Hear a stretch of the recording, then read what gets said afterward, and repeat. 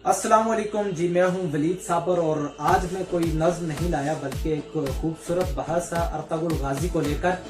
एक ऐसा ड्रामा, एक ऐसी सीरीज जो कि पूरी दुनिया में इस वक्त ट्रेंडिंग में चल रही है, मुस्लिम कम्युनिटी हो या नॉन मुस्लिम कम्युनिटी, और तकरीबन लोग इसे पसंद कर रहे हैं। ताहम कुछ ऐसे शर्त पसंद अनासर भी हैं जो कि इसके मुखालिफिन हैं, मगर मेजॉरिटी जो है इसे पसंद कर रही है, खूब देख रही है।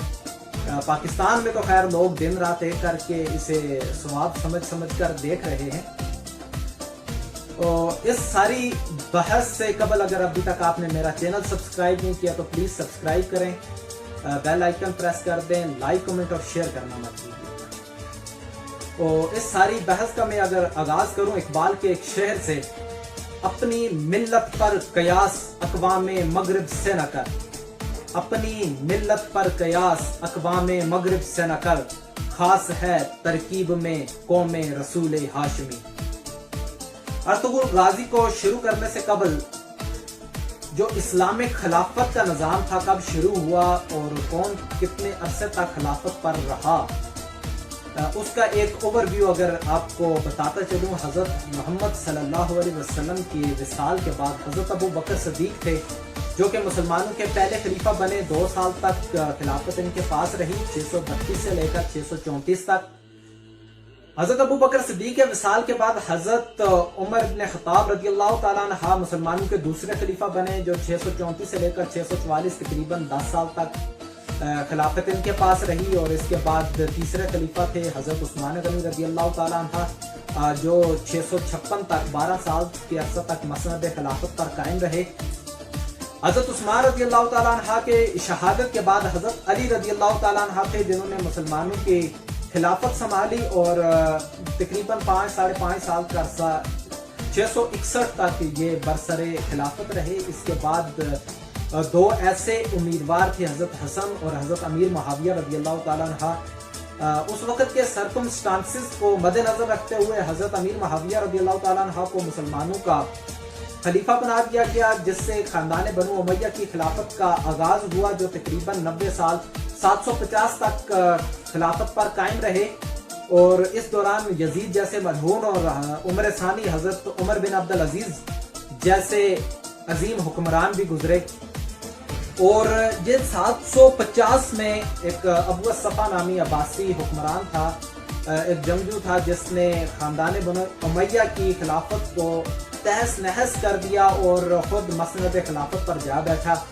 और उसके बाद अब्बासी खिलाफत का एक तवील सिलसिला शुरू हुआ जो तकरीबन 1258 तक जारी रहा। और 1258 में शायद के मंगोलों से उन्हें पहली दफ़ा शिकस्त हुई और कुछ वक्त के लिए इनका जो निज़ाम हुकूमत था वो उलट पुलट हो गया। और तकरीबन 3 साल के अरसे में इन्होंने दोबारा से कुछ हिस्सों पर मुशावरत से और कुछ लोगों को शरीक ठहराते हुए अपनी हुकूमत दोबारा कायम की, जो 1517 तक जारी रही। ताहम उस हुकूमत में कुछ ऐसा खिलाफत जैसा था। जहाँ तक तहल्लुक है सल्तनत उस्मानिया का, ये 1299 में कायम हुई, जो कि अर्तुगरुल गाजी के बेटे उस्मान गाजी ने कायम की। और ये सल्तनत तकरीबन 36 हुक्मरानों के साथ 623 साल तक कायम रही। और 1922 में पहली दफ़ा बरतानिया ने इस सल्तनत को तोड़ा और इसको मुख्तलिफ हिस्सों में तकसीम कर दिया। ये जो सल्तनत उस्मानिया थी ये तकरीबन 3 बराज़मों पर मुश्तमिल थी। और मौजूदा जो आपके तुर्की है, ग्रीस है, इसके अलावा Bulgaria, Egypt, Hungary, Macedonia, Romania, Jordan है, फ़लस्तीन है, लेबनान है, अरब के कुछ हिस्से हैं, सीरिया है जिसे शाम कहते हैं, और इस तरह के काफ़ी हिस्से हैं जो कि इस सल्तनत का हिस्सा थे। ये एक तवील सल्तनत थी जो कि बहुत अरसा तक कायम और दायम रही। और इस सल्तनत की बुनियाद रखने वाले अर्तुगरुल गाजी ने ऐसा क्या किया कि एक बड़ी सल्तनत कायम करने में उसका बेटा कामयाब रहा। ये सब तो खैर आप दरिल अर्तुगरुल के जो सीजन हैं 6-7 जितने भी हैं उनमें आप बखूबी देख सकते हैं।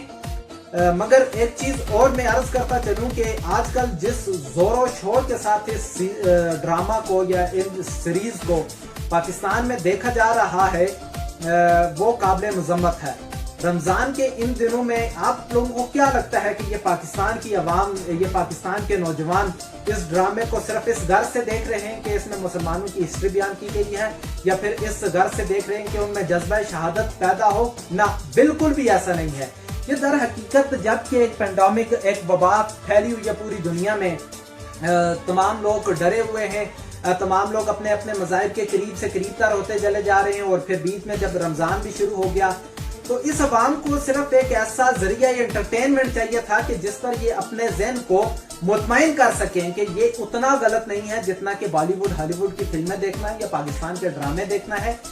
اس ڈرامے کو ایک پازیٹیو وے کے ساتھ انہوں نے اپنا ذریعہ انٹرٹینمنٹ بنا لیا۔ ایسی عوام کہ جو اس ڈرامے کو ایک عرصے سے 2010 سے دیکھ رہی ہے، وہ عوام کے جس پر ہم بڑا فخر کر رہے ہیں، ترکی کی عوام اس ڈرامے کو 2010 سے ابھی تک دیکھ رہی ہے، تو کیا ان میں جذبہ شہادت پیدا ہو گیا؟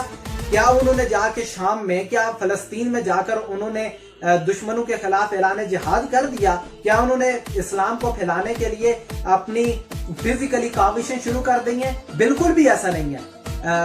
یہ میں مانتا ضرور ہوں کہ یہ ڈرامہ جو ہے، یہ سیریز جو ہے، اس میں دکھایا گیا کہ کس طرح سے جنگ کی جائے، یا پھر کس طرح سے ارطغرل غازی نے ایک چھوٹے سے قبیلے سے اٹھ کر اسلام پھیلایا، مگر اس طرح کے اثرات ہماری زندگیوں پر قطعی طور پر مرتب نہیں ہو رہے۔ یہ جو لوگ دن رات ایک کر کے اس ڈرامے کو دیکھ رہے ہیں، ان سے میری یہ گزارش ہے کہ دیکھیں ضرور اس ڈرامے کو، ایک اچھی چیز ہے، مسلمانوں کی ہسٹری ہے، مگر اس سے قبل جو آپ پر فرائض ہیں، نماز ہے، روزہ ہے، اور اس کے علاوہ رمضان میں چونکہ زیادہ عبادت کا کہا گیا، قرآن کا مطالعہ، حدیث کا مطالعہ، قیام اللیل، وہ بھی ضرور کریں۔ ایسا نہیں ہے کہ دن رات آپ صرف ڈرامہ ہی دیکھتے رہیں اور پھر بعد میں بڑے فخری انداز میں کہیں جی میں نے 10 دن میں 2 سیزن ختم کر دیے، میں نے 12 دن میں 3 سیزن ختم کر دیے۔